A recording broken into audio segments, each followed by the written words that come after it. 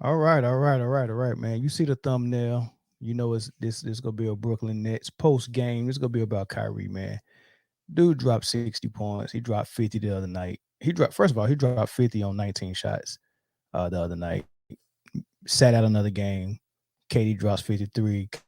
Kyrie comes back, drops 60, had 41 points at the half. This is the same Orlando Magic team that they was playing tonight that went into overtime and was going blow for blow with the 76ers just a couple of games ago, right?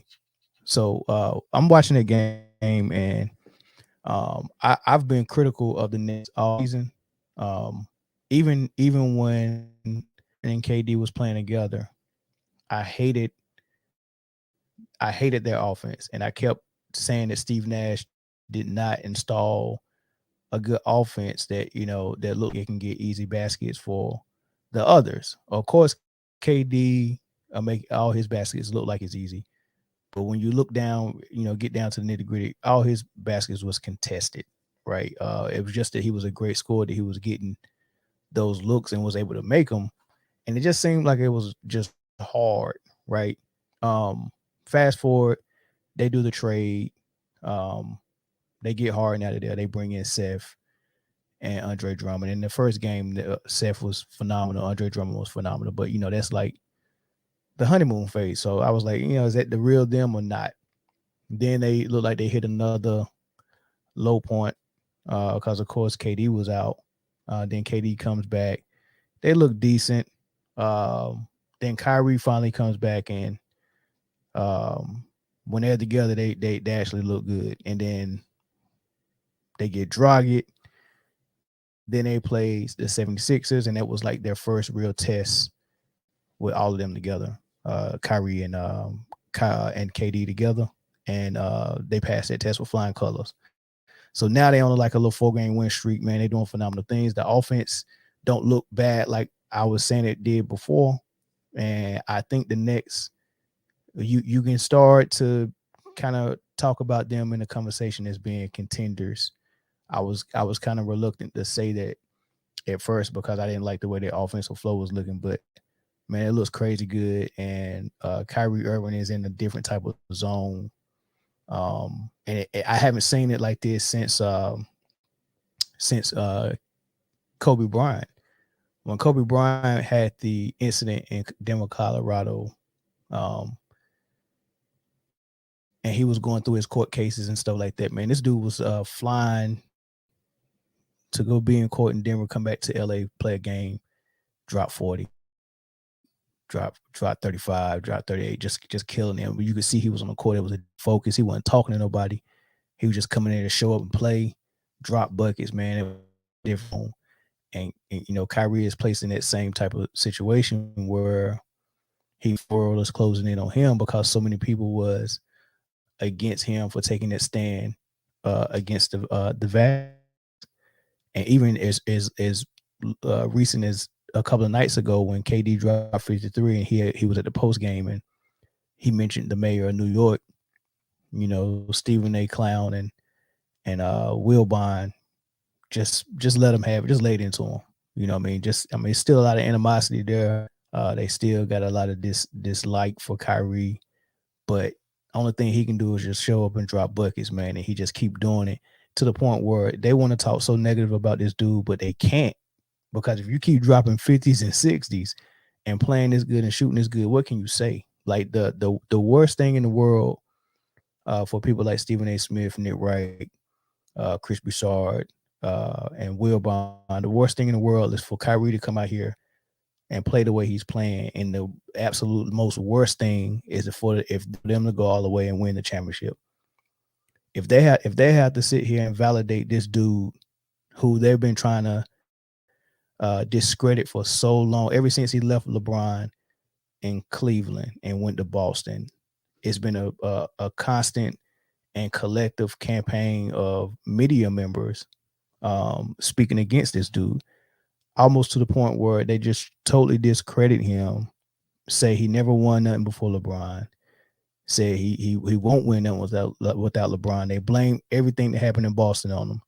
They talk about him saying the world is flat. They talk about him saying everything else he talk about, and they just make so much of a joke of him, um, to where I can tell that it's just a lot of personal animosity there. So um, I don't think they. Oh, and not even to mention they kept him out of the top 75, something that he was 100% deserving of.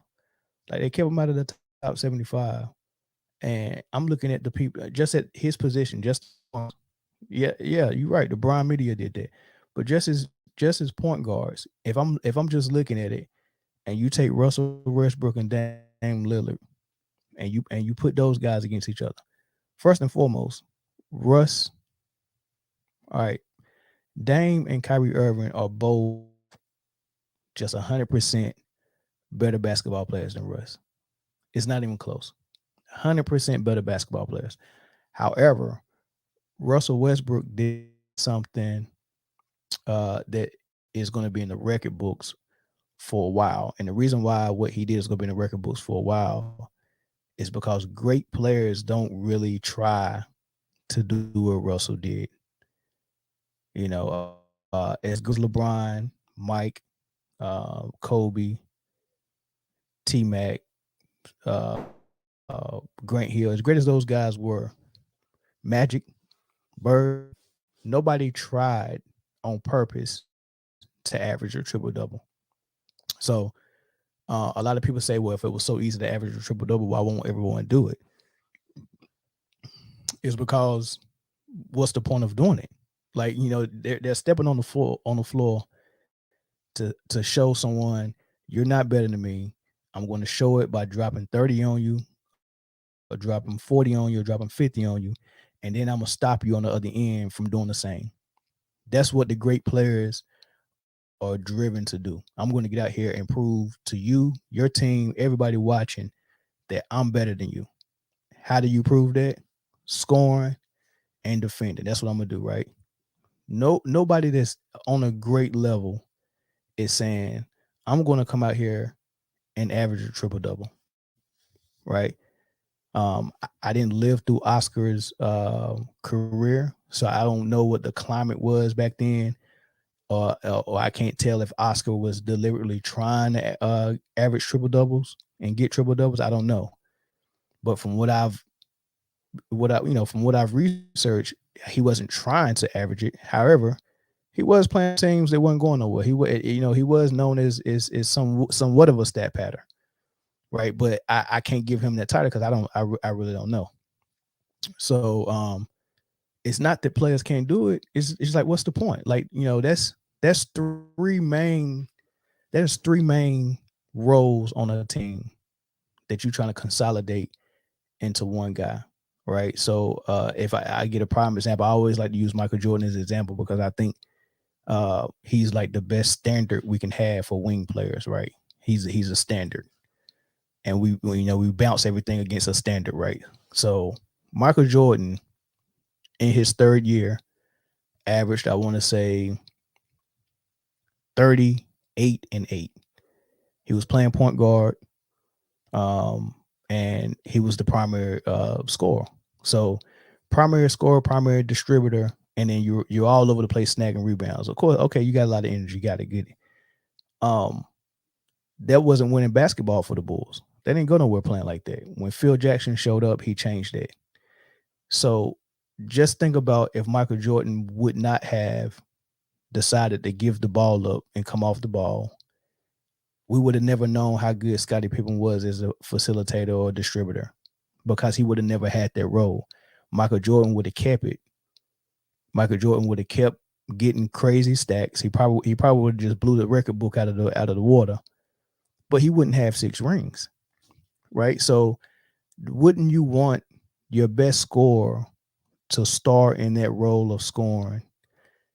And it don't even have to be your best facilitator, but if he's good enough to take the ball out of your best scorer's hand, now you have 2 guys 100% starring in 2 separate roles. And God forbid that my point guard comes down here and still rebounds for my 7-foot center, right? If Michael Jordan was hungry for rebounds, then what the heck was Rodman go do on the court? Right. So I want you to think about this triple double thing with Russ on the floor. If he's the primary scorer, he got that role as a scorer. He's also the point guard, primary distributor. You dictate the flow of the game. You dictate who gets shots and who don't get shots. And you running around here snagging rebounds from your 7-footer and Steven Adams. That's just horrible. But for stats purposes and for the record books, no one's ever done it. So we're all fascinated by it. So we automatically put him in the Hall of Fame first ballot, and we automatically put him at the top 75 when he's not a top 75 player. He's not a top 75 player. At no point has he ever been one of the top 5 point guards in the league. Not in my opinion. So I took the long way just to say that I would 100% take Russ out for Kyrie Irving with ease. I would 100% take Dame out for Kyrie Irving with ease. But Dame and Kyrie Irving both are better than Russ. But the media and everyone else who are fascinated by triple doubles won't allow you to do that just because of the record. You know, if I ask you what makes Westbrook better than Dame or Kyrie, the only answer they got is triple double. That's the only thing they can say. But we know, just looking at the game, Kyrie Irving is a better player. He shoots better. He shoots free throws better. He shoots threes better. He shoots mid-range better. He scores in the paint better, unless it's a dunk for Russell Westbrook. And you see now without his athleticism and his youth, not being able to jump over people's head, he's missing a lot of bunnies at the rim because the skill set isn't there. You get what I'm saying? It's a big difference. Real big difference. A lot of people got kept out of the top 75. Yeah. Dwight, but it's recency bias and it's personal vendettas, look at the people who got left out. Dwight Howard got left out and they put Anthony Davis in. Like, that's if that ain't putting the cart before the horse, what is, man? Like, how in the world could a player who shows that he's talented, right, and just happen to go and play with the Lakers and LeBron the same year that Kobe died, the same year that George Floyd was killed, the same year that COVID hit, the whole world stopped, and all of a sudden they decide to do a bubble tournament, and y'all happen to win that little tournament, right? So that one bubble tournament makes you give the talent that AD has showed, but he's also showed that he can't get out of the first round really.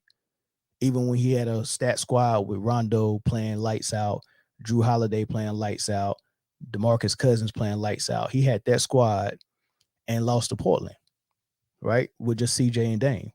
So it ain't like he's a world beater, but he happened to join LeBron at the right time with the Lakers and won a ring. But now, hindsight being 2020, we're seeing, hey man, we probably put this dude a little bit too high too soon.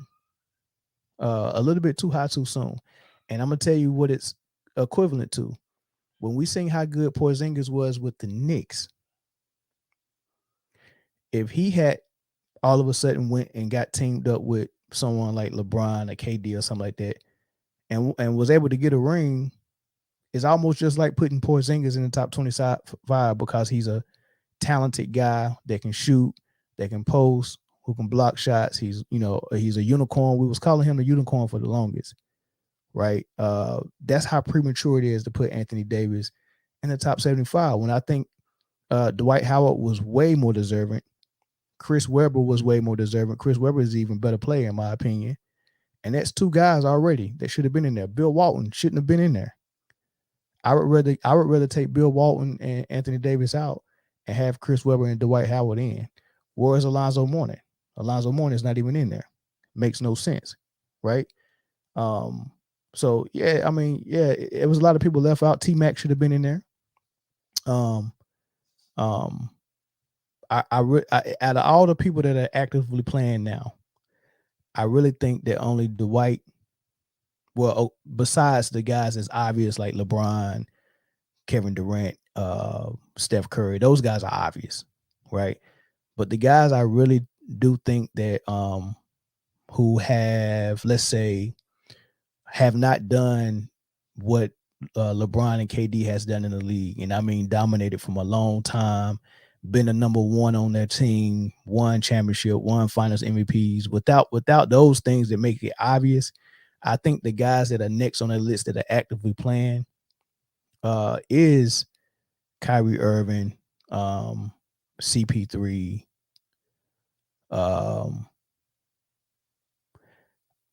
and I think it was too early for the guys like Dame, Anthony Davis, and maybe even James Harden. Maybe it might have been too early for James Harden too. I mean, that's my opinion right there. Hold on, let me get some of these comments. Mike said, I don't think Kyrie should be in the top 75, but I do agree that he should be in there before Dame. That's interesting. So give me your reasoning why you don't think Kyrie should be in there. And you saying that, I think what you saying is kind of is what I just got finished saying. He's not one of the obvious choices because he wasn't able. All right, so we know 100% Kyrie has top 75 talent. Like, he's a top 75 player. If I was to say, man, if I pointed out the best 75 players I ever seen play in the NBA, Kyrie would be one of them, right? Then on top of that, you have to, okay, so now what did you do to prove that my eyes didn't fool me, right? And I think his performance in the playoffs, albeit that it was as a number 2 behind LeBron, right? But it was a number 2 in a way that Kobe was a number 2 behind Shaq. It was more 1A, 1B than it was a straight up number 2. Like Clay was a straight up number 2 to Steph. Kyrie and LeBron was more 1A, 1B. Shaq and Kobe was more 1A, 1B. You know, so we think Kyrie has number 1 talent. As a matter of fact, I know Kyrie has number 1 talent. When he went to Boston, the first year he was there, he had Boston with the best record in the league for probably all the way close to All-Star break. And then that's when he realized he had to have that season-ending knee surgery. But he was in the MVP discussion, and he had Boston playing inspired basketball. That was the number 1 team in the league, not in the East, in the league. So I know he can be a successful number 1. But he's played number 2 most of his career, so that's cool. But he's still a top 75 player to me because he was able to prove it as a number 2 in deep playoff runs, finals wins. I mean, it was just, I mean, he showed up on the biggest stage. He's always showed up. Even when he was a rookie playing in the rookie sophomore game, he showed up and killed it there. When he get in the All-Star game, he showed up and killed it there. When he went to the Olympics, showed up. I mean, like, everywhere he goes, he's proven that he's one of the best guys on the floor every single time. He's 100% a top 75 player in my book. He was, I think you're talking about Westbrook. He was top 5 point guard at one time a few years running. I disagree. Because it depends on how far you go back. Because let's go back to early in his career, right? Let's go back to when they got to the finals against the Heat. The best point guard in the league then was CP3, Derrick Rose, Rondo, Tony Parker. That's 4. And then this just going straight off the top of my head. 5. Can't remember who 5 was, but it wasn't Russ. I mean, and I don't know if Durant Williams was still in the league then, but it might have been him. But it could have been Conley at some point. But I know Tony Parker is crazy underrated, and I take Tony Parker any day over Westbrook. But the difference is the numbers aren't going to be there because Tony Parker, the numbers not even there for the best power forward in the league with the Spurs offense. Popovich don't coach for one guy to just explode like that all the time with numbers. Like he wouldn't even let Tim Duncan just be a ball dominant ball hawk. Everyone must play within that system. Steven Jackson found it out the hard way. Kawhi, he learned under Popovich, but leaving the Spurs probably gave him more opportunity to showcase his skills. But Kawhi, look at DeMar DeRozan right now, looking like he's in the MVP discussion in Chicago. Just the 2 years he was with the Spurs, he looked washed. We didn't hear nothing from him. It's because that's how Popovich coached. So Tony Parker was held back a little bit. Ginobili was held back a little bit. So was Tim Duncan. So was Kawhi, right? So that's how it is. So yeah, but so the numbers are going to look like it's Westbrook, but the best player is Tony Parker when you comparing him and Westbrook. Same with CP3, same with Rondo, same with of course Derrick Rose. You know, for me, he was never top five. Was Steph in the league then? I don't think Steph was top five yet though, because his first 2 years he was having those ankle injuries, and Golden State really didn't even know if that was go build around him or build around Monte Ellis. They still had Monte Ellis, so yeah, I don't know about that. Oh yeah. My Heat hat, man. We're gonna have to talk about the Heat one time here. All right, Curtis 07, 007. I take Kyrie and Dame and Dwight over AD 100%. 100%. D Rose was injured, so it couldn't have been him. Oh, come on. So with Kawhi injured right now, you wouldn't include him as a top 5 small forward in the league just because he's injured. You wouldn't do that, and that's fair. I get it. Some people do that. I mean, even when they made when the NBA was an ESPN made the top 25 list the year that KD was out with the Achilles injury, they dropped them all the way down to like 11. They had Luka in front of them, Tatum. It was just crazy.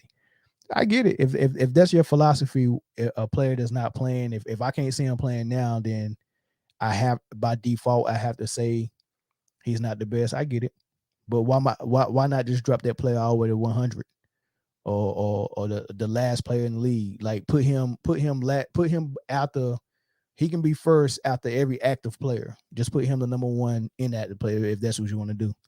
I mean, it don't make no sense to say KD's not the best player in the league because he's out this year, but we go put him at 11. Like that don't make sense to me. So either don't even have him on the list if you're gonna say the injury disqualifies him, or whatever.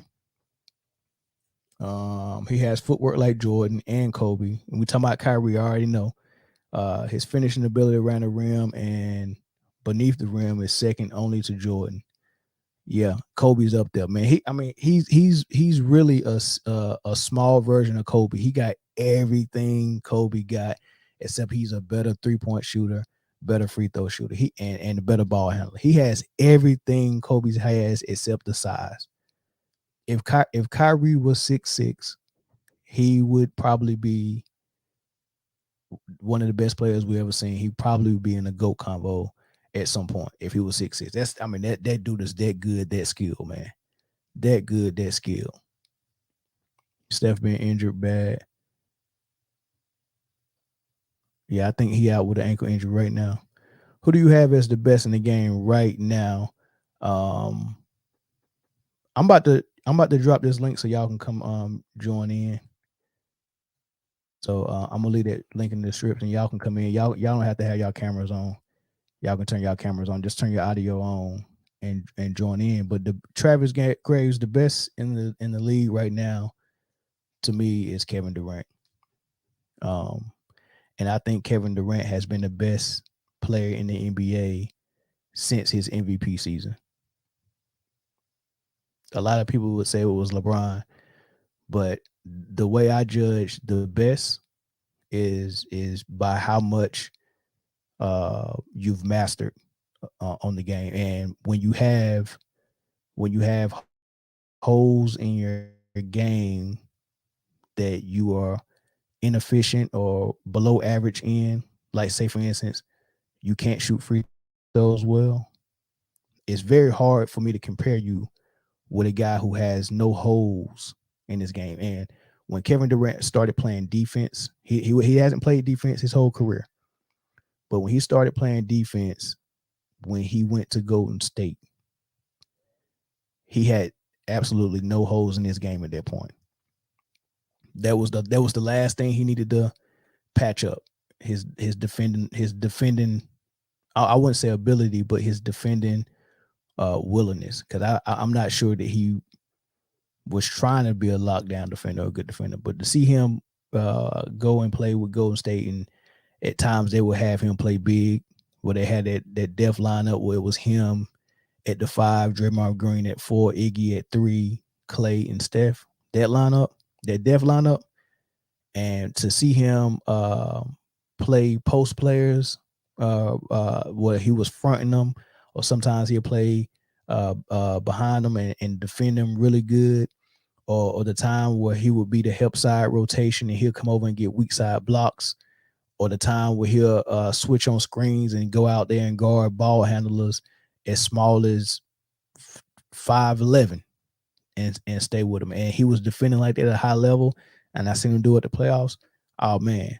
And remember at this time, this one when LeBron was with Cleveland, and that's when he stopped playing defense. When he left Miami and got from under Pat Riley and Spoelstra, the defense stopped. He got to Cleveland, they let him do whatever the hell he wanted to do. And he stopped playing defense and didn't start back playing defense again into the bubble. And then he stopped again after the bubble. So LeBron's defense was non-existent for a while. And then he's never filled that patch of being a bad free throw shooter. He finally became a good enough 3-point shooter where they couldn't leave him open. So I would not give him that as a weakness. But off ball, he never learned how to say, okay, I got a pure point guard like Rondo on my team. It would be idiotic for me to tell Rondo that in his whatever year he was in, 16th year in the league, of being one of the best facilitators, smart, a high IQ guy, great passer. It would be asinine for me to tell that guy in year 16 that you got to play off the ball and shoot threes so I can be the point guard. And that's what Rondo had to do playing with the Lakers. He had to show up and look at this big 6'9" guy and listen to him and the coach tell him, yeah, you got to be a 3-point shooter now because LeBron's going to have the ball, right? The fact that he can't still be great consistently off the ball, and I seen Kevin Durant do that, tells me a lot, right? It just doesn't work when he tries to do that. I mean, he's best with controlling everything on the court, and every now and then he'll come off the ball and let somebody handle it. And that's the same reason why Kyrie was like, man, I got to get out of Cleveland, man, because I'm playing off the ball. It's all about this guy. Everything is set up by him. Like, he just became a catch and shoot player, and a player that can get, he can get the ISO stuff that's part of his game. He only got that whenever it was like garbage, like scraps. Like LeBron would be like, okay, I got all of this with ball. I do all this with the ball, and then when I don't want to do nothing with it, I just throw it to you, and then now it's your turn. Like the my turn, your turn thing is, he grew out of that. So yeah, it's been KD for me since his MVP season. I think the real argument, you probably could say it was him as soon as he went to Golden State. But for me, it was before that. His MVP season is when he eclipsed LeBron. He just didn't get a chance to prove it until they met up in the finals and he embarrassed them. You get what I'm saying? That's a good question, though. KD is the best player in the league. Yeah, 100%. I think it's Giannis, what he does on offense and defense. Hey, it's very close. I wouldn't, a person that thinks it's Giannis, I wouldn't even argue with you. I wouldn't even argue with you. I mean, but as a complete player, he is dominant on offense and dominant on defense, right? In the same way that Elijah Wan was. It's only been a couple of players that you can say was dominant on offense and dominant on defense. Elijah Wan was one. Mike Jordan was one. Maybe Kawhi. Oh, and Kobe. That's four. Well, the unique thing about Giannis is he's been dominant on offense, not in the same way as those guys I named. Because if you listen to the names I named before Giannis, Hakeem, highly skilled offensive, nice touch, could shoot it, jump hook, fade away, good footwork. Same thing with Kobe, Kawhi, and Mike. Right? They were like real scorers that can shoot it. The difference between Giannis is the way he dominates on offense is not by being a complete player that can shoot, who has great footwork and all that stuff. He dominates kind of like the way Shaq did, mostly dunks and layups. Right? Now he's hitting that three a little bit better. But yeah, Giannis, I would put him in there. But if you start comparing him and KD is 100% complete on offense. Giannis is more complete on defense. KD is more complete on offense. But they both do both. So I think if I was to give KD A plus in every era on offense, I would give Giannis probably a C plus in every era on offense. Maybe a B. I give him a B, right? But on defense, I would give Giannis the A plus and give KD the B. So so to each his own. Chris, what's up now? Hey, what's up? Can you hear me? Yeah, I can hear you. Can you hear me good? Yeah. Uh, I'd say that's pretty right about offense and defense about Giannis and KD. But on Giannis, I'd say he's a lot better in transition and when we're talking about driving in, and it's just the way he kind of attacks the rim, I guess, and how he can play as a center. I guess there's a little bit different play styles, I guess, Right. because he'll be because if you get a great center with him, then boom, your team is gonna dominate. But with KD, it's the same thing, but you might need a center like Cat who can shoot because Cat just dropped 60 points. If you got someone like that with KD, they're gonna dominate. Yeah, for sure. Yeah, you might be right. And like you said, it is a little bit different for Giannis and KD. Giannis, he's a fast break, one man fast break, and he's just a force. But here's an interesting thing. A lot of people be trying to find players to compare these new era players with in the old era, and it's kind of hard to find a player in the old school era that reminds you of Giannis, right? But Yeah, because I'm about to drop a name. It's gonna be shocking, but I'm about to drop a name, right? David Robinson. Now, the reason why that's shocking to some people is because everyone see Giannis handle the ball and get to the rim from the top of the key and doing fast breaks, and they don't think David Robinson had that ability. It's not that he didn't have that ability. He did. He did it a lot when he was with the Navy. He did it a lot his rookie season. However, coaches did not allow 7-footers to do what Giannis is doing now. If Giannis was playing in the 90s, he would be down low in the post. He would be David Robinson, right? So they got the same body type, they about the same size, same height. Both phenomenal athletes, both in amazing shape. Both was a force. Only difference is Giannis plays the perimeter and David Robinson played the post. But that's my Giannis comparison right there. yeah, What you think about that?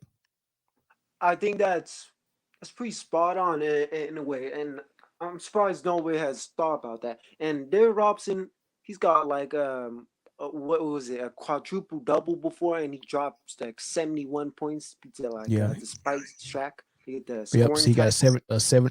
71 point game under his belt. He do got that quadruple double under his belt.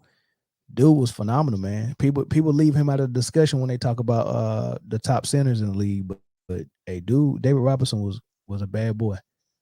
Yeah, because he was playing against some tough composition. But like, do you think in his prime he was better than Tim Duncan? Oh, shoot, that's tough, Yeah, I don't know about that. man. Because No, Timmy, cause he was all no, round. because his post game wasn't as polished as Duncan's.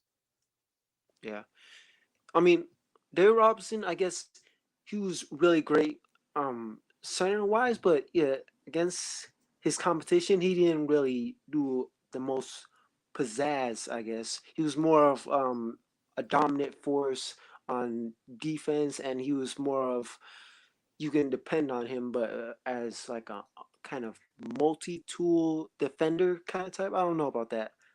Well, Giannis, I guess his perimeter defense is okay. I guess like nobody's gonna say, "Hey, I want Giannis out on the perimeter," and I'm just gonna drop 40 on him easy. Yeah, and but back Facts. then, My centers man weren't beat out guarding Walker, on him. man. Hey, what's up, beat out? Hey, beat out in the comments said not even close to Tim. So yeah.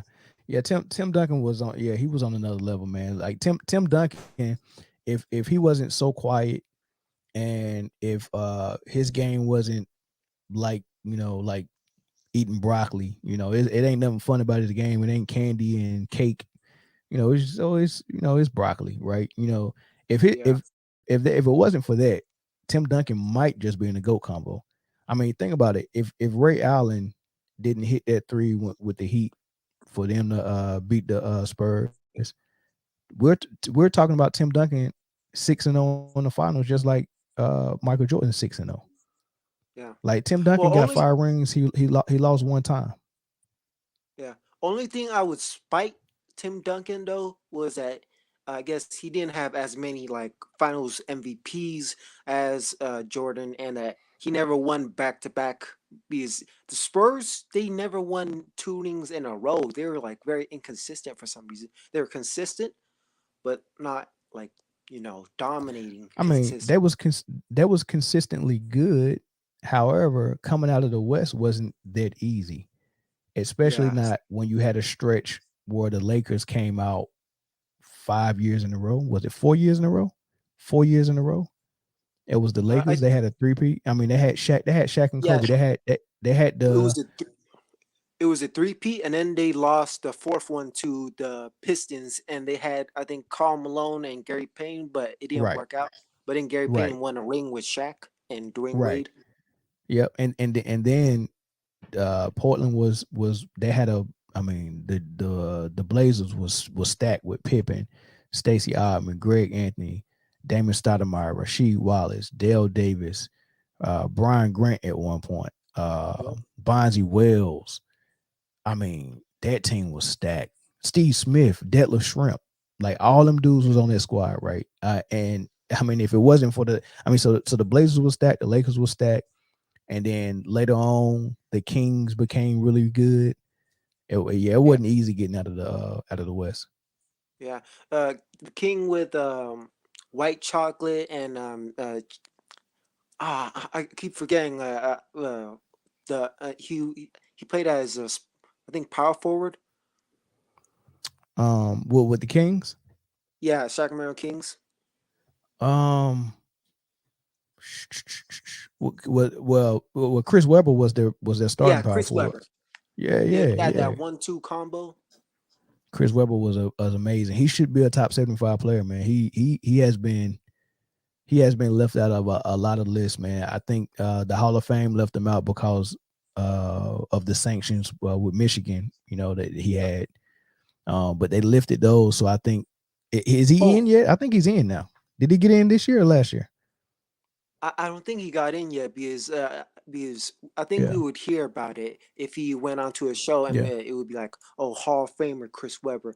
But one thing I yeah. gotta bring up, Mel, I remember now. You remember that one corrupt referee who was giving all calls and all that? Donahue. Yeah, I think I remember something with talking about how the Sacramento Kings got screwed over when they played against the Lakers or some. Like I think the Lakers got more calls, and that might have been why the Lakers beat the Kings. But then again, the Lakers were a little bit better than the Kings. Um, be honest with you, I think the Kings was better, and I watched that entire series because I did not like Shaq, the Lakers, and Kobe Bryant. I did not like them. Um, so I rooted for the Blazers when they was playing the Blazers, and I rooted for the Kings when they was playing the Kings. I watched that entire series, and the game that the Kings was whooping their butt, and the Lakers ended up shooting in the fourth quarter. Was it the third or fourth quarter? It was third or fourth quarter. The Lakers ended up shooting almost, I want to say, 25 free throws in one quarter. Wow. And if it's a video on YouTube called "The Greatest Sports Tragedy in History" or "The Greatest Sports Tragedy on Earth" or something like that. Yeah. And he breaks down the entire Lakers run and how a lot of those games was rigged. And when he gets to the King series and he shows the replays of all the fouls, it'll blow your mind. Yeah. It'll blow your I mind, man. and uh that's crazy like as a team, but like I think Dwayne Wade shot like 30 free throws versus the Mavericks in one game. Yeah, And so people were also saying that that was rigged too. But it's yeah. just yeah, You gotta watch. I'm telling you, you gotta watch them games when them fouls. Well, someone goes to the line that many times, or a team go to the line, yeah, and there's a huge disparity between their opponent. You got to watch those games, man. That's how they do it. And look, I love basketball, but I'm not afraid to admit that I know that it's a business, and you got 32 owners or 30 owners that are businessmen. They're going to yeah, do what's best for their business. And if having the Lakers in the finals is better for business than having the Kings in the finals, then I mean, come on, man. Like there's no businessman that's just going to be honest and say, well, whatever money we make just by chance, that's what we'll take. Nah, if the Lakers going to the finals is going to get you is going to be a $1 billion profit, but you're projecting that Kings being in the finals would be half of that. What owner you think is going to be like, well, all right, we just miss out on that because yeah. for the sake of basketball, we got to give them a pure and legit product. No, that's not how business works. So um, I know I think that's what it is. I think that was like an unwritten rule because like if they talked about it, you think like a former owner or owner would kind of leak that or something. So I say that that happened A former because owner? Heck no, no, because that's the whole reason why. In order to be a team owner, you have to be voted in by the current owners. Like they can deny you ownership, and I think that vetting process or give them the warm and fuzzy that they know, you know, yeah, no one's going to out them. And plus, any owner, like say for instance Bob Johnson, he used to own the Bobcats before Jordan got it. yeah, Um, he bought that team and the team was so bad he lost money, right? He yeah. that's why he had to sell it to MJ. He had to get up out of that deal. Um, do you think that if he was a part of this type of thing, he would come out and tell on them for what? Because you go indict yourself as well. I think it would be like very very anonymous or something like a letter with no trace to it or something. Uh, but really, I guess in my thinking, I'm saying like there's always one person or a former person of a organization that always talks. But then again, this might be a lot more complicated. Yeah, I think it is a little complicated, and we got a referee that's coming out and saying it. And what are we all saying to him? You're crazy. You got caught cheating. Don't Yeah, try to blame. Blah blah blah. We discredit him right away. I mean, I David think Stern. was adamant about this is a convicted felon. You cannot believe anything he says because he's a convicted felon. I mean, he that came out of his mouth. Because you can't tell me So that there's not another ref like him. And I think was he working for a mob or was he just like working for like sports betting? I think. nah, I think what Donahue said is that just from this is what he said. I don't know if he left out some of the truth. But what he said is just by being observant, he knew certain teams and certain players was Oh, in favorites versus underdogs. Okay, right. money. Like he said, he could just observe and be like, okay, I know which referee is calling that game, and I know he personally don't like this player or this team, so I'm gonna bet against that player and that team because I think that referee is gonna have a personal vendetta against him. So he said he could kind of pick and choose which games to bet on based on that. That's how he got I around think it. It wasn't like he was betting because he owed the mob money or he was in with the mob or nothing like that. yeah. I got one more crazy thought. It's like, what if there's a group of refs like slowly controlling the game, trying to that they're betting on the game, and they're telling like one person to do this, and then they spread out the money as like a side business. But again, that'd be Uh very risky. Like they would. yeah, I don't. That's tough. I don't think they would do that. I think what's going on with the refs and how games are called different from game to game. I mean, you can watch a playoff series and see that the game for one home team will be called different, and then when you go to the other opponent's home, it's a totally different way they call in the game, right? So I think what's really going on is the head official get a doing he have a meeting with the commissioner or whoever it is they have a meeting with, and they will tell them we want this game called tight or we want this game called loose or watch out for that, and rightfully so because just being practical about it. Let's say you the referee who has the game between Detroit and the Pacers, the first game they played after the Malice in the Palace, right? You as the commissioner and all the owners, you would have an invested interest in making sure that game is called tight and clean very early just to drive the point home. We're not going to allow none of this chippiness going on, and we don't want another Malice in the Palace part two. So Yeah, I get that, but imagine getting that type of instruction from the commissioner. Hey, call the game this way, which absolutely favors one team over the other, right? You as the head official, you just taking orders, and you go down there and you tell your referee crew, hey, we specifically looking for this. We're calling this. We're doing X, Y, and Z, and that's how simple it is. It could be manipulated that easily to favor one team over another. And yeah, man, it's so many examples of a collective effort to do certain things. Like I remember when they first said, "All right, we're going to start calling carry on Iverson for that crossover," and the referees would just sit on them and just wait for him to do the crossover. Whistle just blown and like they made it a deliberate attempt that season to call carry and make sure that we got that street ball out of the NBA. it That felt was a like they business move. hated him. Yeah, that was a business move, and coincidentally, that's around the same time David Stern was saying, "Hey, no more chains and big jeans and clothes and fitted hats. Everyone have to wear a suit and tie to the game." Like Yeah, for business purposes, he needed hip hop and the streets out of the NBA, and that crossover that Iverson did was part of it, and he orchestrated that to the refs, he right? was trying to So make everyone look like him. pretty much, or he was trying not to scare anyone away who didn't look like Iverson. Yeah, he's Iverson could have been a even bigger sort of player than he was or is right now.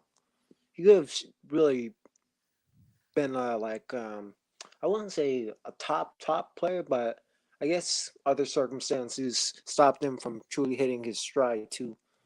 Like Yeah, I guess not too much dedication on practice or him being okay on the bench, sort of, dropping what 28 to 30.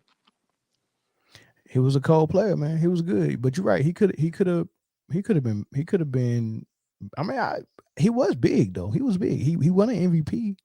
He won scoring Yeah, titles. He went to the finals. Like I think he maximized his potential.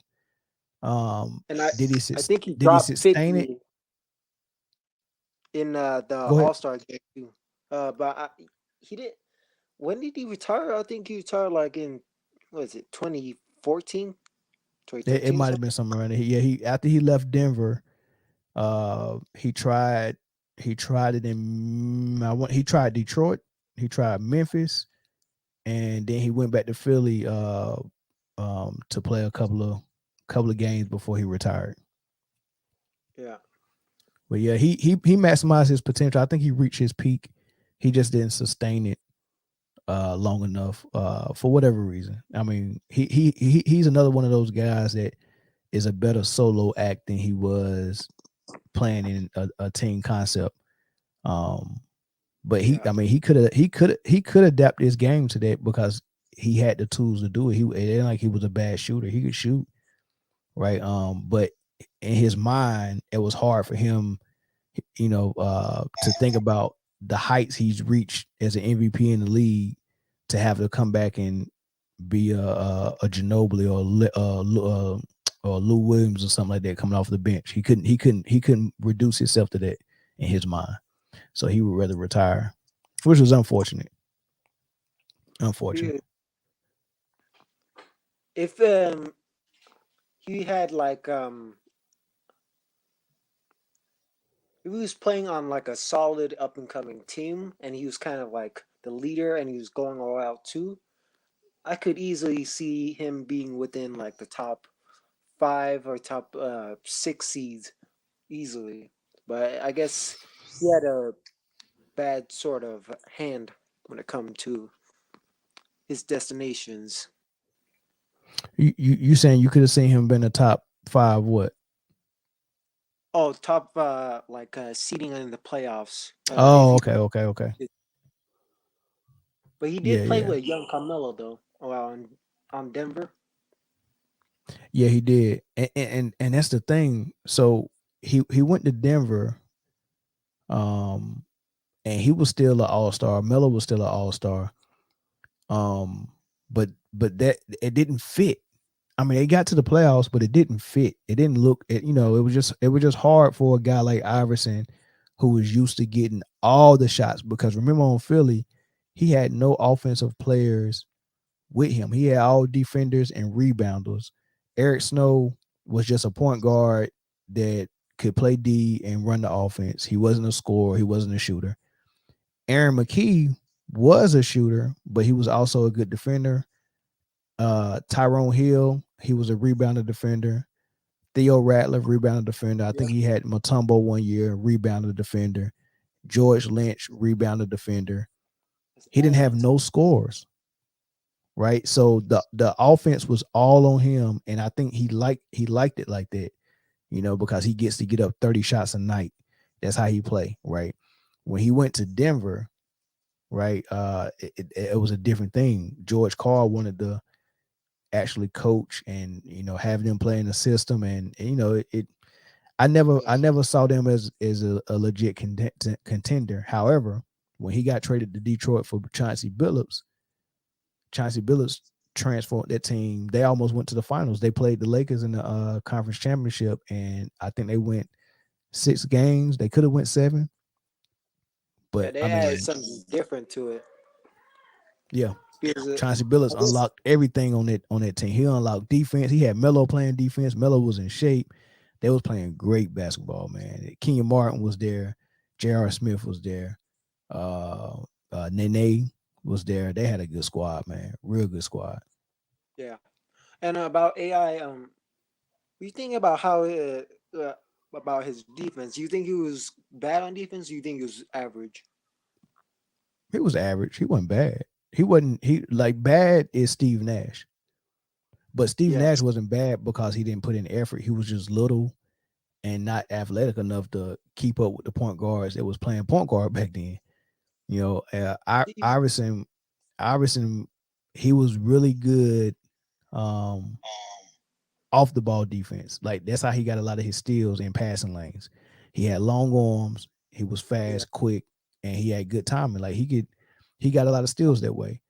On the ball defense, um, I mean he's a small guy, man. So if you're a bigger point guard, if you like Jason Kidd, you 6'4", 250, 210, and Iverson is like 6'1" and 165 Yeah. pounds.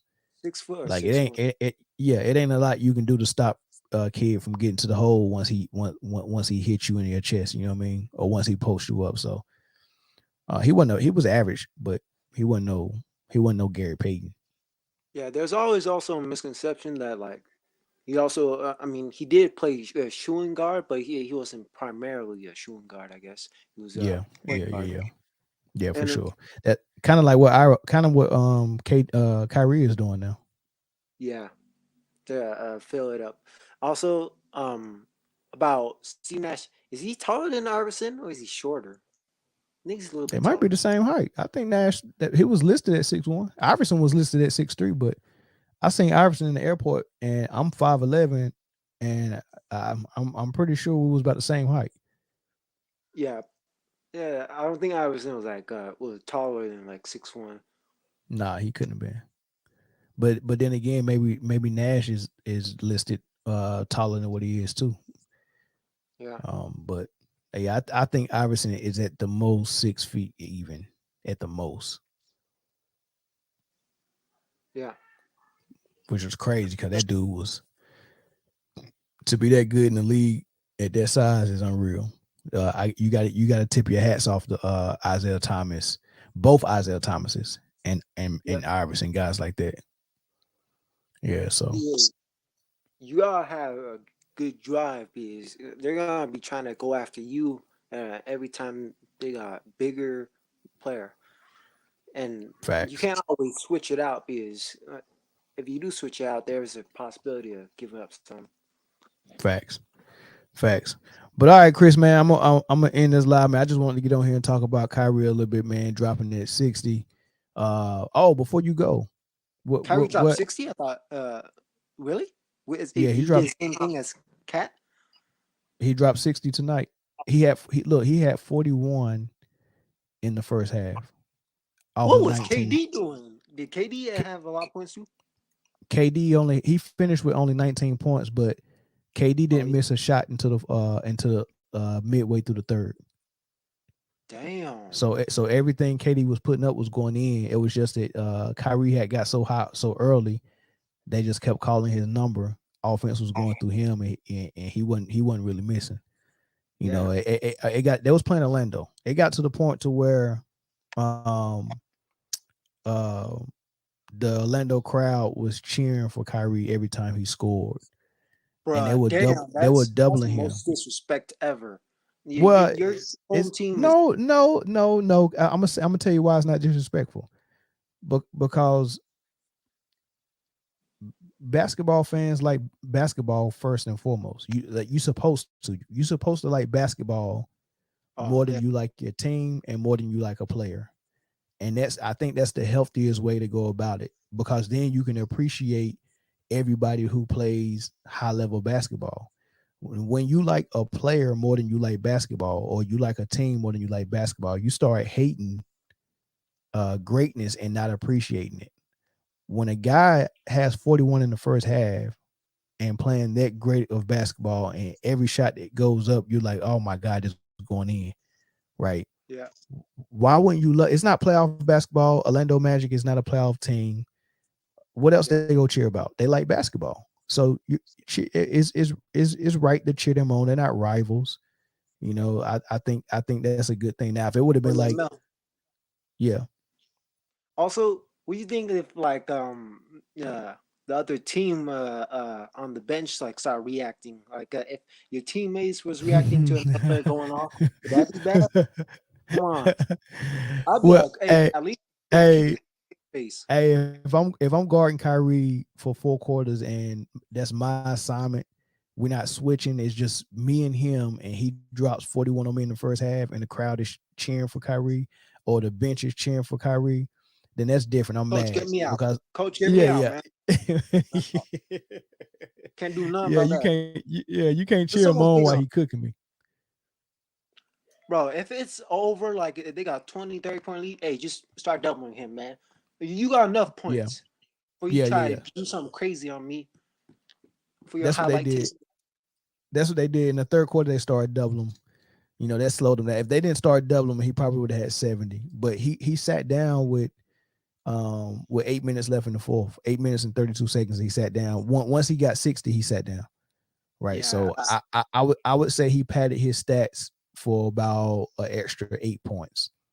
But the first 52 points he got was within the flow of the offense during a time where the game was still the game. But so I guess he I could have say gone he's like 72 or something if you it was really stat padding or something. well, yeah, he could have gone for 72, but I'm just being fair.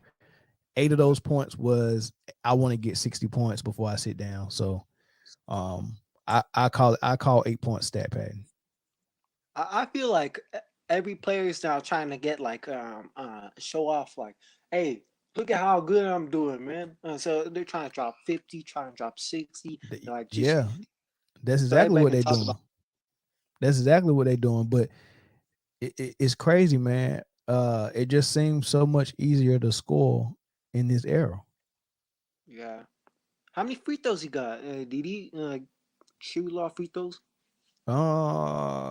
Let me see that. Uh, let me look.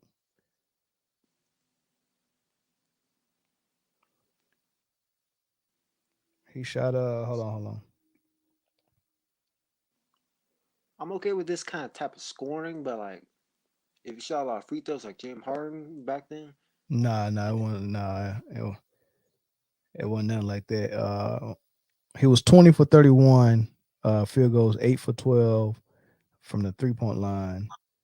I don't see what his man free throws is at. So 20, that's four. Yeah, yeah. So he did a lot of damage from the field and from three. He hit 8 threes. So that's yeah, 24 points right there. So yeah, it a lot. It didn't come from a lot of free throws, but almost half his Durant, points like I from. said, Durant only had 19. He was six. He was 6 for 9. Yeah. So he saw Kyrie going off. He was like, "Hey, go ahead. Because you gonna have to do that in the playoffs. If you don't, then shit, and that's all facts." Yeah, but what chances you giving them? Despite all the hurdles they got with trying to figure out if Kyrie is going to be able to play home games, they still got to implement Ben Simmons. Hopefully he don't have a setback with an injury. Not playing so long. But what chances you get them coming out of the East? Man, they should just give Kyrie a pass and let him just play. And if they'd be playing good, then conference finals, the finals, man. They're gonna be facing against the best team in the East. Is no other team is gonna be getting that same juice or the same like playoff experience. They're gonna be going in there like Yeah, wolves. yeah, and Maybe, and and there's not a lot of teams that any given night they can put two of the best two scorers in the league on the floor at the same time. yeah, And now that they got Drummond that's playing defense and helping them playing defense, and Ben yeah, Simmons is gonna be there helping lock up the perimeter defense. They gonna have that element added to it as well. It gives them an advantage, man. And I mean, they probably shouldn't let the league shouldn't have let them get Ben Simmons, Drummond, and Seth Curry just for Harden. Like that made their team better. Yeah, I mean, yeah, like their team with the way it's constructed now is better than the big three with Harden, especially yeah. you know. But You let's think see. like Harden, he would play good, but I guess maybe it'll take him until like next year, next season or something for him to really pop off and because I guess he hasn't he's gone out of the scoring groove and he kind of like played a side role in like on the Nets, second fiddle. Maybe he's more used to that like scoring, but like 1A 1B type. who Harden? Who Harden? Yeah, Harden on the Hard Sixers. Harden is being exposed for a guy um who could score just mainly with having the ball in his hand. Like Yeah, he hasn't proven that he has mastered scoring without the ball. That kind of handicaps your team because in order to get the best out of your second best player, he's got to have the rock. yeah, Like the thing I like about the Boston Celtics big three is they had a conventional point guard in Rondo who could star in that role, and they had three superstars who could do damage without the ball just as well as they could with the ball. Paul Pierce, Ray Allen, and Garnett could absolutely dominate in yep. so many different ways on offense, right? You And spiced up all of and them. look, and they played defense. Yeah, So you got Harden that's saying, I can give you points, but it's gonna be basically top of the key, high screening roll, or top of the key ISO ball, and I'm not gonna give you no defense. That's pretty much what he's telling you. yeah. And Embiid, he was kind of a MVP candidate, but now he's just like he doesn't hit as much as he earlier, I guess. Yeah, I mean, your numbers are gonna not take a dip, but it's gonna, your whole offense is gonna look a little different now with Harden Yeah, and you're because missing a third key slowly but player. surely, yeah, slowly but surely he's gonna take over that offense and dictate the flow of it and almost everything. And the fact that he can't get off the ball and be effective, like I said, it handicaps your squad. But Chris, man, I appreciate you joining me. I'm gonna get up out of here, man. I'm gonna end this Yeah, yeah, live, yeah. and then Have a great day. man, hey, make sure you come back, man. For sure, for sure. All right, bro. Okay, more exciting. The Oh, last couple of oh games yeah, we got. the playoffs gonna be crazy, man.